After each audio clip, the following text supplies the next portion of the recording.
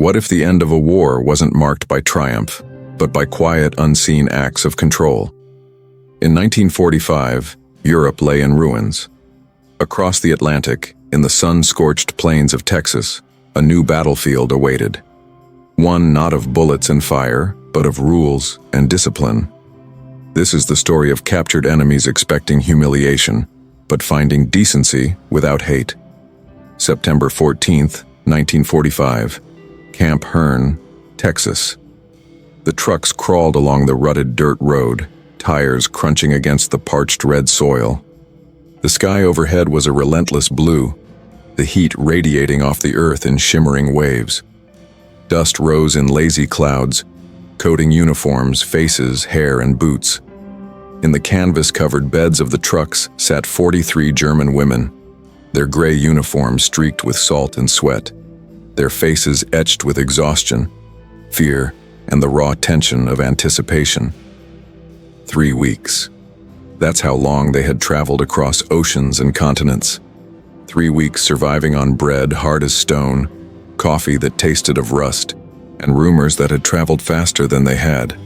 Whispers of cruelty, whispers of humiliation, whispers of what awaited them in America.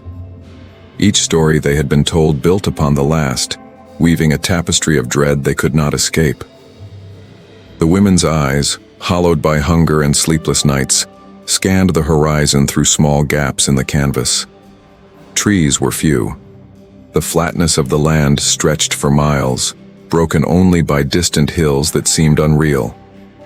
Their journey had been long, yet no image of what they were about to encounter could prepare them. A young American sergeant, clipboard in hand, stepped forward as the convoy slowed to a halt. His boots clomped against the hard-packed earth. He did not smile, did not glance their way. His voice, when he called the first 10 names, was flat, professional, and void of emotion, as though reading a list of objects instead of human lives.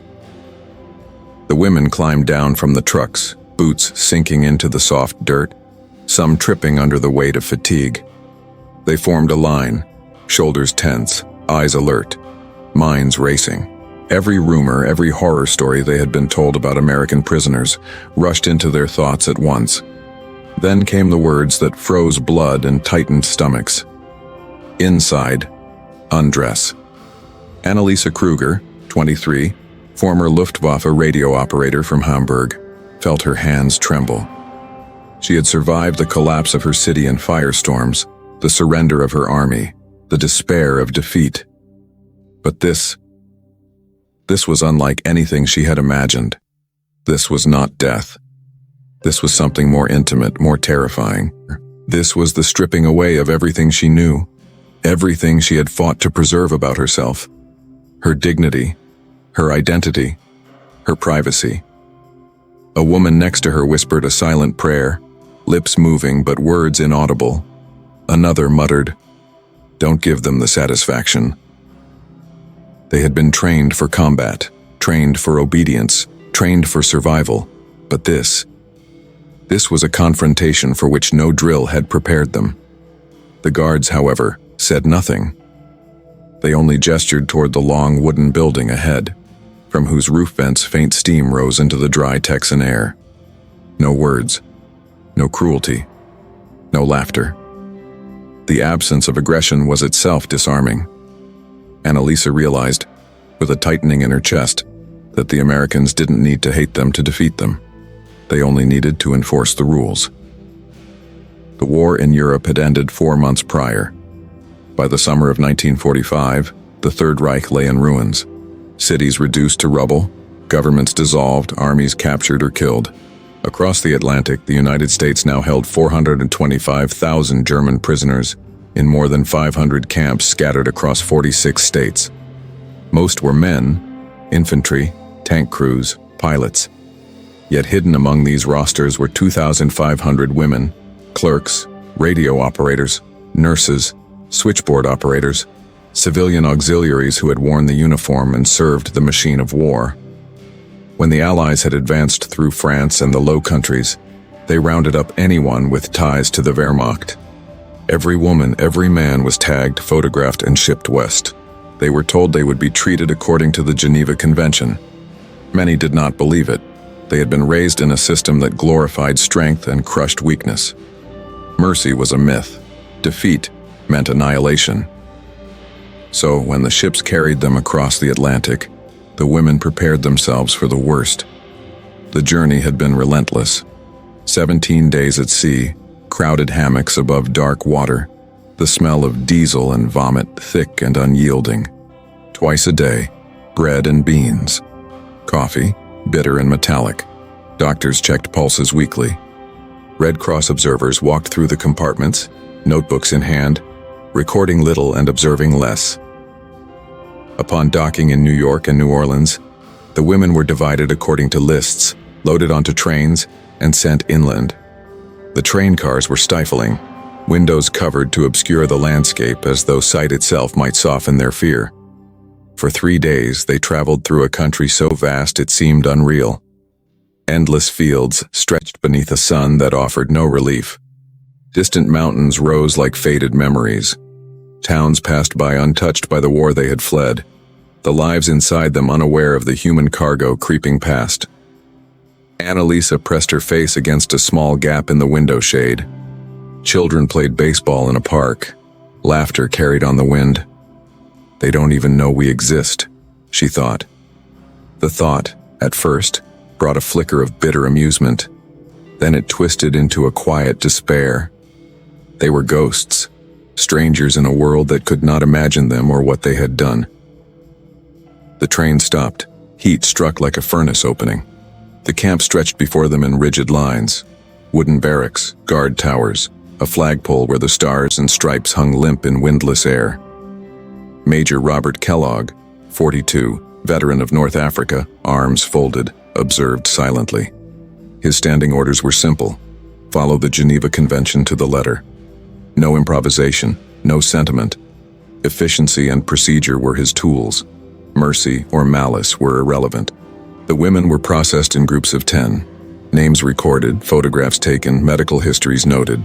Then came the dowsing station, a long wooden structure with a corrugated metal roof divided into sections: undress, shower, inspection, reissue. Annalisa expected cameras, laughter, sneers. She saw none. Only a row of tin buckets, coiled hoses on hooks, 3 American nurses in crisp white uniforms holding clipboards. "Clothes here," one said in slow, accented German. "Shower through that door. Take your time." Warm water fell on her shoulders. Soap scented faintly of lavender. Towels were rough but clean. A comb was handed to her. "Keep it," said the nurse. Annalisa searched for cruelty. None existed. Only function, routine, order. A system designed not for humiliation, but for control. She stepped out in gray U.S. fatigues marked PW. Coarse, loose-fitting, uniform for every prisoner. No rank, no insignia, just a number stitched on the chest pocket. "We belong to the rules now," she whispered, almost to herself. Outside, the sun burned white. Trays slid down steel counters: white bread, beef stew, black coffee. Portions generous, hot. No one shouted, no one rushed them. The women ate in silence, tasting sustenance that felt almost painful after months of scraps. Across the table, Erna, a nurse, whispered, "Maybe this is worse. Maybe they want us to feel shame through kindness." But it was not kindness. It was efficiency. A lesson learned from the First World War. Starved prisoners bred disease. Disease bred chaos. Clean prisoners bred compliance. By October, fear faded into routine. Waking at 0600, roll call, breakfast, work details, laundry, kitchens, hospital support. Pay, 80 cents in camp script, enough to buy cigarettes, soap, or writing paper. Predictability became salvation. Boots no longer struck terror. No one needed to be cruel. Among the new arrivals was Erna Weber, 31, former SS communications officer. Proud, defiant, refusing to undress, spitting on the floor, calling nurses cowards. The Americans did not react. They documented her behavior, gave her time. Weeks later, she began translating letters, teaching English, softening under the weight of discipline. Camp Hearn became a paradox, captivity that taught the language of freedom, order without cruelty, discipline without hatred. Annalisa wrote in a hidden notebook, "They defeat us, not by hating us, but by organizing us." Imagine crossing an ocean as a prisoner, unsure if the land ahead will bring freedom, death, or something in between. For these women, the journey from Germany to Texas was not just physical. It was psychological, a slow unraveling of all that they had believed about the world and themselves. The war had ended on paper, but the war inside them was far from over. The journey began at the docks of New York and New Orleans. Ships docked, their hulls creaking, gangways swinging like pendulums. Annalisa and the other women were led down narrow ramps onto the steel decks, the smell of salt and diesel strong enough to make some gag. The air was humid, heavy with the tang of rusting metal and the bitter aroma of cooking rations. The women were herded into compartments below deck. Darkness pressed against the small windows, which were often shuttered or covered to obscure the view outside. The compartments were cramped, hammocks stacked in tiers, metal frames creaking under weight. The stench of unwashed bodies, sea salt, and unventilated air combined into a suffocating haze. Annalisa sat on a hammock, knees drawn to her chest. She could feel the sweat trickle down her spine, the salt stinging tiny scratches along her arms. Around her, women whispered quietly, their voices tense. Some prayed, some stared blankly at the wooden beams overhead, some tried to sleep. Every now and then, the ship rocked violently, and they clung to the hammocks or the walls to avoid falling. Rations were minimal, bread hard enough to bruise teeth, beans soggy and gray, coffee bitter and metallic, brewed in bulk from what seemed like discarded machine parts. The women ate mechanically, chewing without tasting, swallowing without hunger. Weeks passed in this monotony. Doctors checked pulses weekly, but interaction was sparse. Red Cross observers walked through with clipboards, notebooks, and pens, recording observations that felt cold and distant, irrelevant to the terror simmering below deck. Time itself became distorted. Days and nights blurred together, measured only by the shift changes of guards or the faint rumble of engines. Annalisa's mind wandered constantly, imagining what awaited them across the Atlantic. America had been described in whispers as cruel, merciless, a land where they would be stripped of everything. She pictured endless barracks, soldiers with sneers, cameras pointed at naked bodies, mockery and humiliation. She could almost smell the fear she anticipated. When the ships finally docked, the women were unloaded with the same mechanical precision that had carried them across the sea. They were divided according to lists, names called out in a monotone, organized into small groups. Loaded onto trains, they were pushed further inland. The windows were covered, blocking the sight of a new country, isolating them from the reality beyond the steel walls. The train cars were stifling. Heat built up like an oven, compounded by the pressed bodies of dozens of women in close quarters. Humidity seeped through their uniforms. The smell of sweat, dust, and fear was overpowering. For many, this was a continuation of the ship, a monotony of movement, uncertain destination, and ever-present dread. Annalisa pressed her face against a small gap in the window shade. Through it, she caught glimpses of a vast, unreal land, endless fields stretching to the horizon, clusters of trees that seemed to float above the ground in shimmering heat waves, towns that appeared untouched by war. Children ran across parks playing games she could not name, their laughter floating upward. She realized with a bitter clarity, they don't even know we exist. This thought gnawed at her. The world beyond the train seemed alive, vibrant, and indifferent to her suffering. She had crossed continents, survived bombings, hunger, and fear, only to be invisible here, a ghost in a foreign land. Yet the irony was not lost. In this invisibility lay a twisted sort of safety. No one outside knew they were coming. No one outside cared enough to intervene. The train stopped finally. The heat hit like a furnace door swinging open. The smell of sun-baked earth filled their lungs, thick and heavy. Dust swirled in the still air. Camp Hearn sprawled before them in rigid lines, wooden barracks stretching like sentinels across the horizon. Guard towers loomed above, silent and watchful. The flagpole bore the stars and stripes, limp and lifeless in the windless air. Major Robert Kellogg, a veteran officer with decades of experience, observed the arrival silently. His face was calm, impassive. Discipline was his language, obedience his measure. He had no interest in theatrics, in showing power through cruelty. The war had taught him that efficiency, routine, and adherence to rules created order far more reliably than fear ever could. The women were marched from the train in groups of 10, names called, photographs taken, medical histories recorded. Then came the dreaded dowsing station, a long wooden structure with corrugated metal roofing. Inside, sections separated by partitions, undress, shower, inspection, reissue of uniforms. Annalisa's heart thumped violently in her chest. She expected cameras, soldiers yelling, someone laughing at her terror. She had been trained for this moment, warned for months, prepared for humiliation beyond imagining. Instead, she found warmth, warm water cascading over her shoulders, soap faintly scented with lavender, towels rough but clean. 3 American nurses stood quietly, clipboards in hand, gestures calm and measured. "Close here," one said in careful German. "Shower through that door. Take your time." Annalisa hesitated, trembling. The order was normal. The words carried no malice. The shower was ordinary. Yet every instinct screamed danger. The absence of cruelty was terrifying. The uniform issued afterward was coarse, gray, marked simply PW. No rank, no insignia, no status, only a number stitched onto the chest. "We belong to the rules now," she whispered to herself. Outside, the sun blazed mercilessly. Camp life began immediately. The mess hall served hot meals of beef stew, bread, and black coffee. Portions generous. No one shouted, no one mocked. The women ate in silence, tasting sustenance that was almost overwhelming after weeks of deprivation.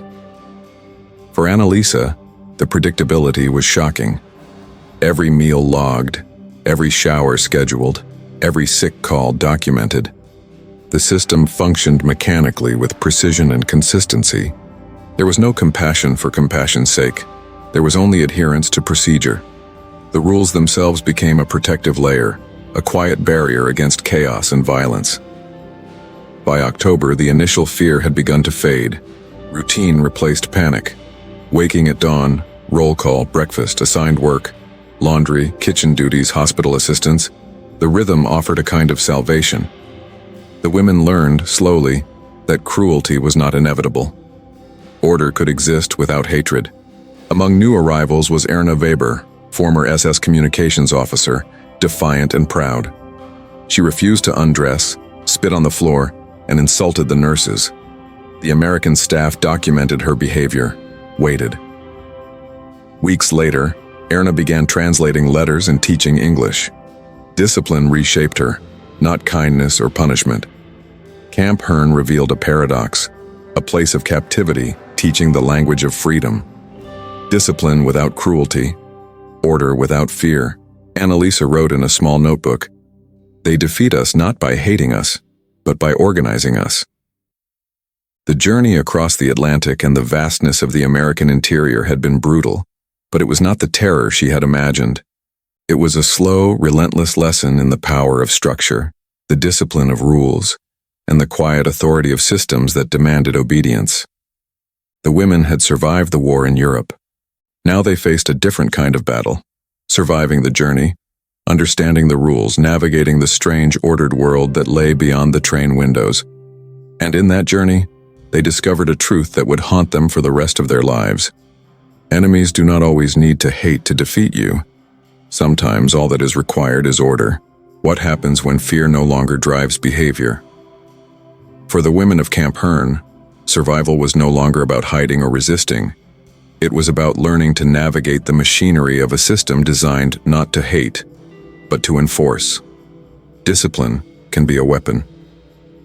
But what does it look like when wielded without cruelty? By October 1945, the initial terror that had gripped the German women began to fade into the background. replaced by a rhythm that was strange, mechanical, and almost comforting in its predictability. The mornings in Camp Hearn were precise. The bugle called at 0600. Dust motes floated in the golden light of early sun streaming through the barracks windows. Annalisa Kruger awoke, stretched, and dressed in her PW uniform. Every stitch, every fold, every crease adhered to the rules, the precision expected of her. She walked in line to roll call, boots hitting the dirt in unison with others. The process was clinical, devoid of sentiment, yet in its exactitude lay a kind of quiet security. The women were assigned work details. Some scrubbed laundry in large, shallow metal tubs, water splashing in rhythmic patterns against wooden floors. Others worked in the kitchens, peeling potatoes, washing pots, and stirring massive cauldrons of soup and stew. A few assisted in the camp hospital, sorting papers, cleaning instruments, or inventorying medical supplies. Work was tedious, monotonous, but safe. For many, the repetition was a revelation.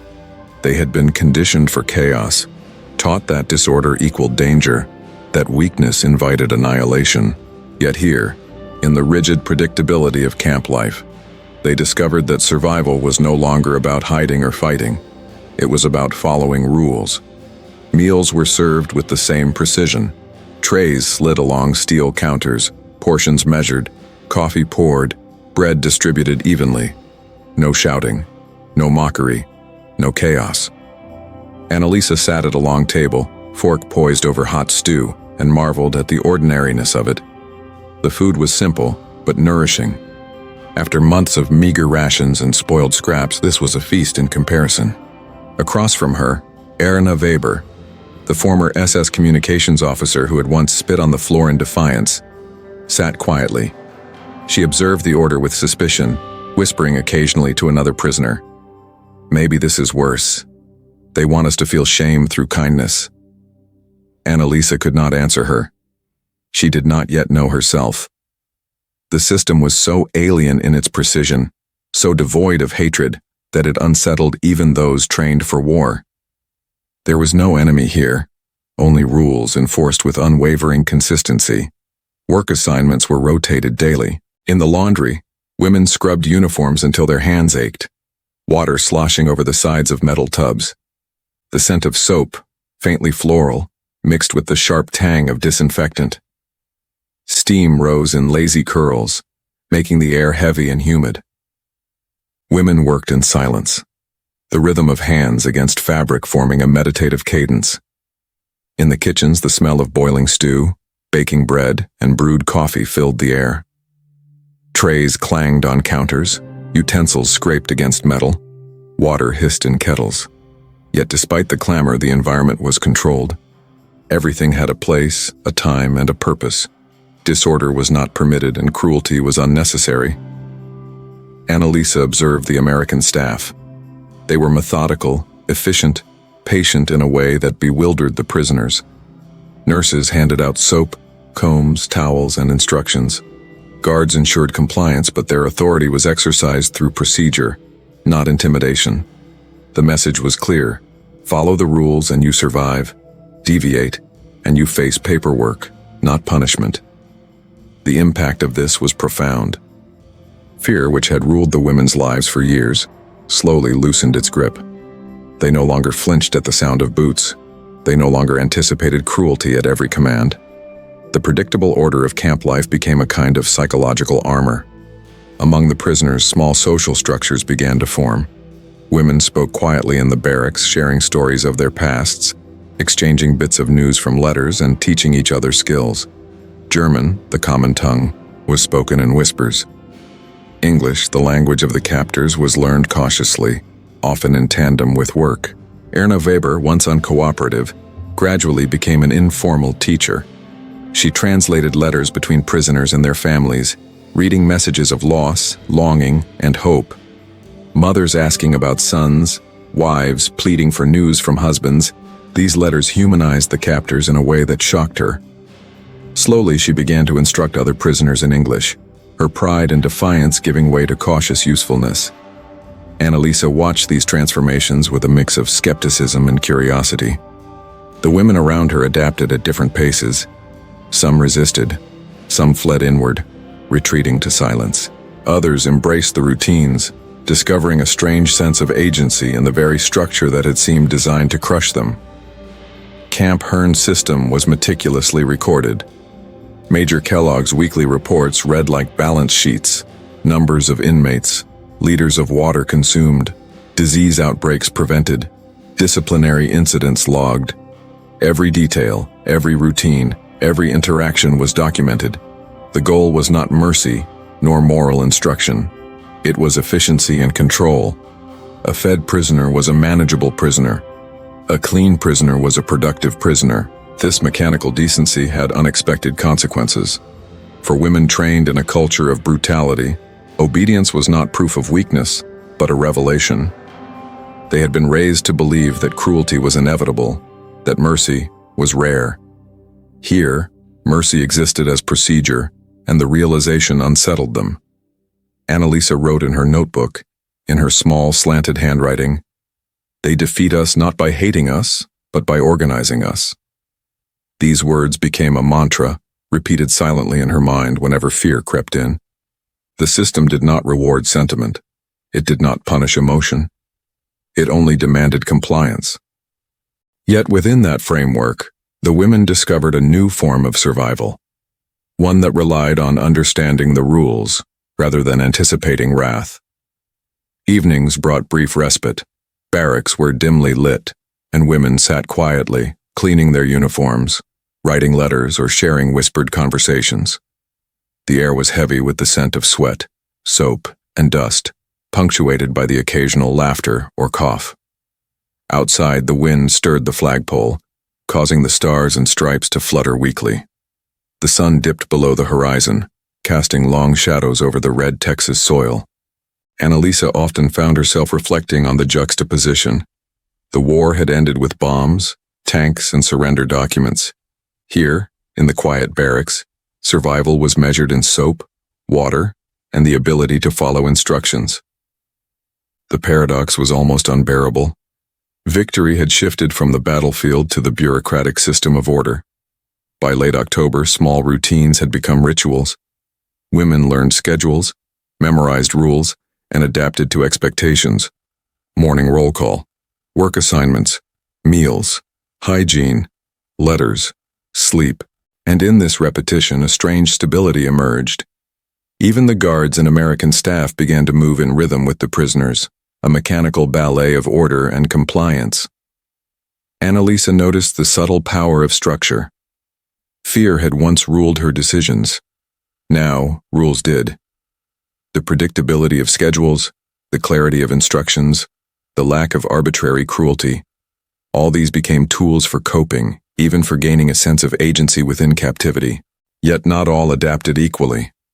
Some women resisted, defying instructions, refusing work or withdrawing entirely. The Americans did not crush them with violence. They documented, observed, and waited. Over time, many of these women, like Erna Weber, discovered that cooperation, not defiance, allowed them to regain small measures of autonomy. Annalisa reflected on the irony. The Reich had conquered through fear and violence. America conquered through paperwork and discipline. The same tools, structure, rules, obedience were now wielded without hatred, and the results were profound. As the weeks passed, Camp Hearn became a paradoxical world, a prison where compliance was survival, and survival was dictated not by fear, but by discipline and routine. The women were no longer defined solely by their pasts or their uniforms. They were defined by their ability to navigate a system that demanded nothing personal, nothing emotional, only order. Evenings in the barracks became a time of quiet reflection. Annalisa often sat by the small windows, watching shadows stretch across the red dirt, feeling the warmth of the day fade, and thinking about the transformation underway, not just in herself but in the women around her. She scribbled again in her notebook, "Fear loses its authority when rules become the law. Obedience becomes protection. Discipline becomes freedom." This was not comfort. It was not joy. It was a sober, clinical understanding of survival. In a world where cruelty had once been inevitable, Order without hate was a revelation, and a weapon more potent than any gun. What happens when control is achieved not through fear, but through structure? At Camp Hearn, the United States Army demonstrated that efficiency and discipline could wield power more subtly and more effectively than hatred ever could.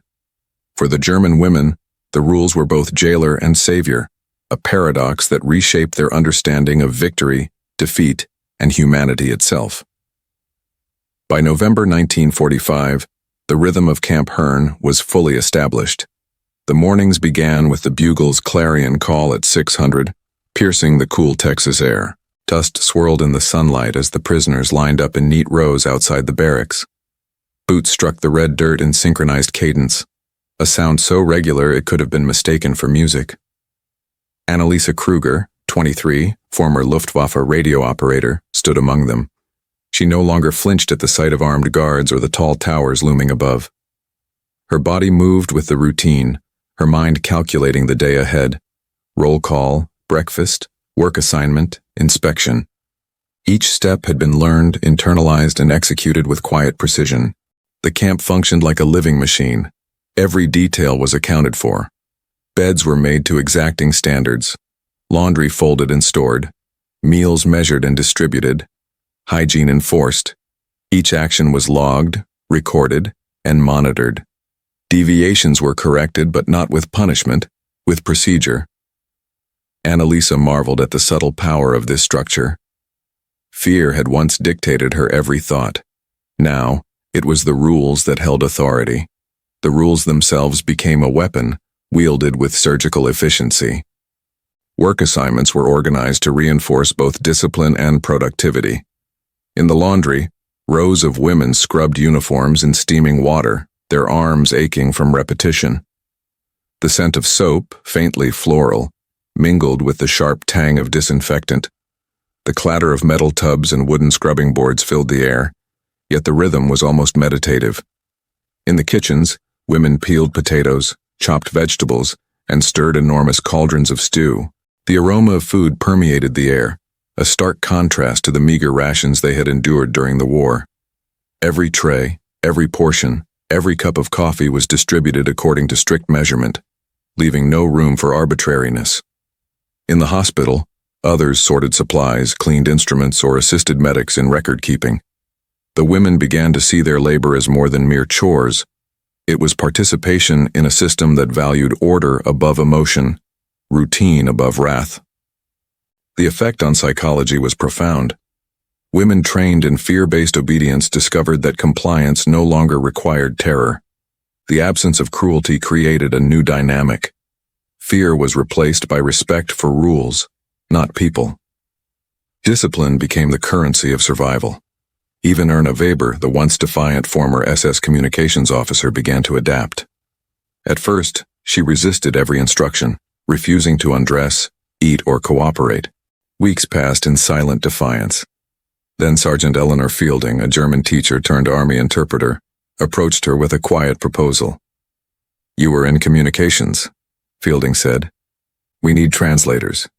You can help." Erna stared, incredulous. "Help you?" Fielding's reply was calm, precise. "Help yourself." The power of rules, she began to understand, was that they allowed utility without sentiment.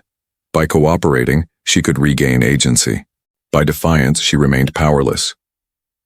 Slowly, Erna transitioned from resistance to participation, translating letters between prisoners and families, teaching English, and becoming an integral part of camp life. Camp Hearn's system was meticulously documented. Major Kellogg's weekly reports read like the ledger of a corporation. Numbers of inmates, liters of water consumed, meals served, disciplinary infractions, medical reports. Everything was quantified. Nothing was left to chance. The women came to realize the paradox. Order was a form of power more absolute than violence. Where cruelty had once ruled, structured procedure now dictated every aspect of existence. Efficiency replaced intimidation. Predictability replaced fear. Compliance became a safeguard, not a submission to hate. The mess hall became a theater of this new order. Meals were served in silence, yet each act of distribution reinforced authority. The hot stew, the fresh bread, the measured coffee, all conveyed the same message. The rules are supreme, and survival depends on understanding and respecting them. Women observed these rituals with fascination and disbelief. Could humanity be maintained through logistics alone? Could kindness exist in machinery? For many, the answer was yes, though the realization was disorienting. Annalisa wrote in her notebook, "They defeat us not by hating us, but by organizing us. Structure becomes the weapon. Compliance becomes armor. Discipline becomes power." The quiet of the evenings reinforced this understanding. Barracks were dimly lit, women writing letters, cleaning, or reflecting. The wind moved the flagpole outside, a gentle flutter in the still air. Shadows stretched long across the red dirt, and in their silence, Annalisa contemplated the subtle lessons of the camp. The psychological transformation of the prisoners was gradual, but undeniable. They were no longer haunted by constant fear of random cruelty. Instead, they learned to navigate a system that demanded obedience, respected predictability, and rewarded compliance. Small acts of agency emerged within the framework of rules, organizing laundry, assisting medics, teaching language. Each act was controlled, but it was also empowering. The paradox deepened. The same women who had once wielded fear as authority now submitted to order as authority, discovering that it was a form of power more enduring and pervasive than violence. Camp inspections illustrated the rigor of this system. Red Cross inspectors walked through barracks, checking bunks, latrines, and work areas. They spoke briefly to prisoners in German, asking about treatment. Annalisa answered cautiously, aware of the paradox. Honesty was safe, for the system valued compliance over deceit. Reports were filed, behaviors recorded, and small deviations corrected without emotional judgment. The bureaucracy became a moral agent. Justice was impersonal, but reliable. Fear was unnecessary, consequence was automatic. The prisoners began to understand. This was a different kind of victory, one that did not shout, did not gloat, but asserted itself through the unyielding application of rules. Even in moments of leisure, the lessons persisted. Women decorated barracks with paper stars, sang quietly in German and English, and shared small gifts distributed by the Red Cross. Each ritual reinforced the logic of order. There was joy in this structure, though it was tempered by the knowledge of past horrors. The rules offered stability, and stability became a form of comfort. Annalisa reflected often on the contrast. The Reich had conquered through fear, cruelty, and unpredictability. America conquered through the quiet, relentless authority of systematized procedure. The difference was stark. One relied on terror. The other relied on logistics, documentation, and disciplined action. Both were effective, but one preserved humanity. By December, the prisoners had internalized much of the camp's logic. Daily routines were second nature. Hygiene, work, meals, inspections, letters, rest, all repeated with clockwork precision. Resistance persisted in pockets, but the system was designed to absorb and redirect it, transforming defiance into participation. Annalisa's observations grew sharper. She noted that survival was no longer contingent on courage alone. It depended on understanding rules, anticipating procedures, and executing tasks with precision. Fear no longer ruled, but order did. And in that order, there was a strange, quiet freedom. Predictability allowed thought, reflection, and even minor acts of autonomy. By the end of Chapter 4, the women had learned the core lesson of Camp Hearn. Discipline, efficiency, and rules were the true instruments of power. Fear was transient. Order was enduring. Compliance could preserve life, restore dignity, and create a new form of authority, one that did not require hatred or cruelty to function. Annalisa wrote once more in her notebook, "Civilization does not roar to assert itself. Sometimes it whispers in the cadence of routine, the precision of rules, the fairness of procedure. And that whisper conquers more than war ever could." What happens when captivity ends but the lessons linger? For the women of Camp Hearn, freedom was not a return to life as they remembered it. It was the confrontation with a past, a nation in ruins, and the invisible lessons of survival and order. Sometimes the quietest victories leave the loudest echoes. Spring 1946 arrived in Texas with soft golden mornings, the sun climbing lazily over the red soil of Camp Hearn. Dust still clung to the barracks, wind carried the faint scent of nearby mesquite, and the flagpole stood tall, stars and stripes fluttering weakly in the gentle breeze. For the women who had endured months of captivity, each day had been meticulously organized, and now the anticipation of freedom created a new rhythm. Annalisa Kruger, notebook in hand, walked through the barracks for what might have been the last time. Her steps were measured, deliberate. She observed the neat rows of bunks, the freshly swept floors, the laundry stacked in precise piles. Everything spoke of order. Everything reminded her that discipline had been their savior. Major Robert Kellogg oversaw the preparations for repatriation. His eyes scanned the barracks and work areas with the same clinical precision that had guided him throughout the women's captivity. Lists were checked, medical clearances verified, travel documents prepared. Nothing was left to chance. The gates, once a symbol of confinement, now loomed as portals to an uncertain future. Outside, trucks waited to transport the women to the train station. Each vehicle was loaded according to meticulous planning. Nothing chaotic, nothing arbitrary. Even in the logistics of leaving, the system asserted itself.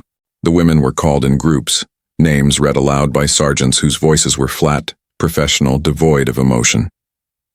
Annalisa stepped forward, her heart caught between relief and anxiety.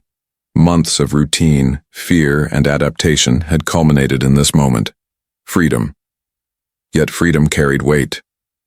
The train ride to the Atlantic port was quiet, reflective. Windows covered to shield them from outside view. The women leaned against the worn wooden benches, notebooks and letters in hand.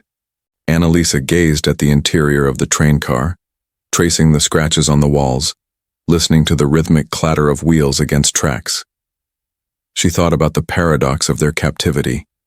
Not cruelty, not hatred, but order had shaped their survival.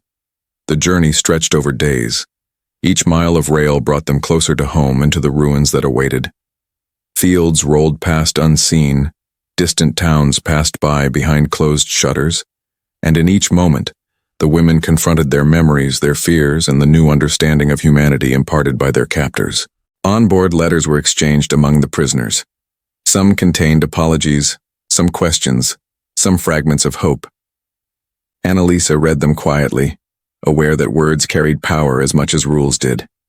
Messages of loss, longing, and the mundane concerns of life in a shattered Germany traveled across oceans, carried by the hands of the women who had learned that survival required more than fear. It required comprehension, compliance, and reflection.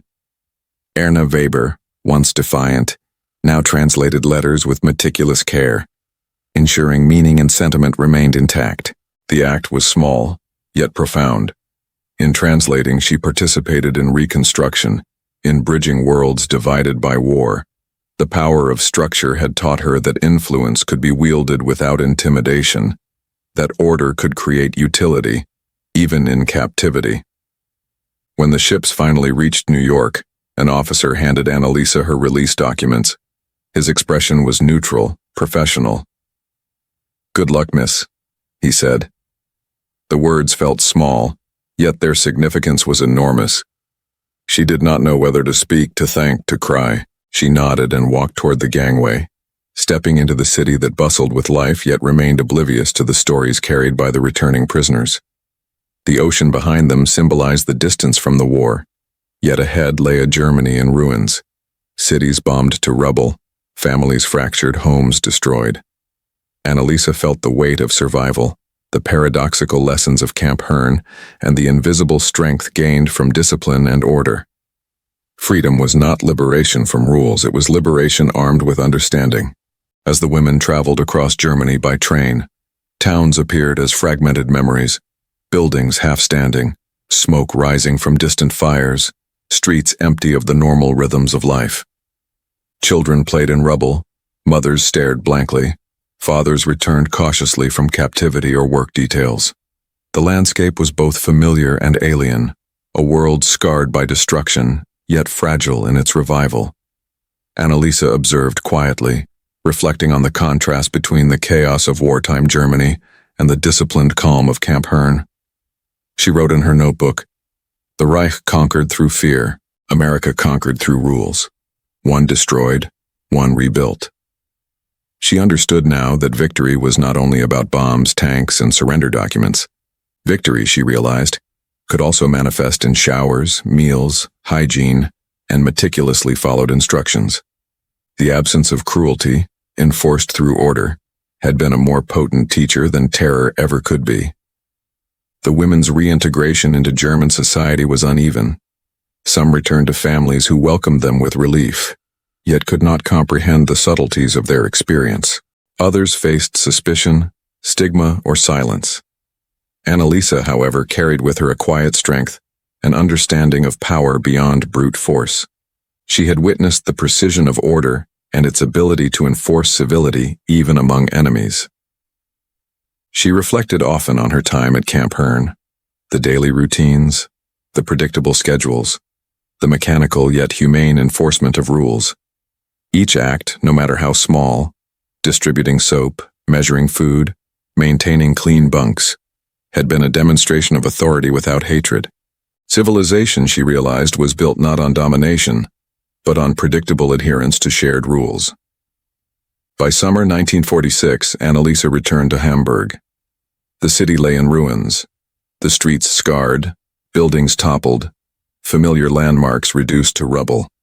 Families were fractured, neighbors wary, the social fabric torn. Yet she carried an invisible inheritance from Camp Hearn, the understanding that order could replace fear, rules could replace cruelty, and discipline could rebuild society. She began teaching in her neighborhood, sharing lessons not just of language or arithmetic, but of structure, of routine, of the power of rules applied consistently.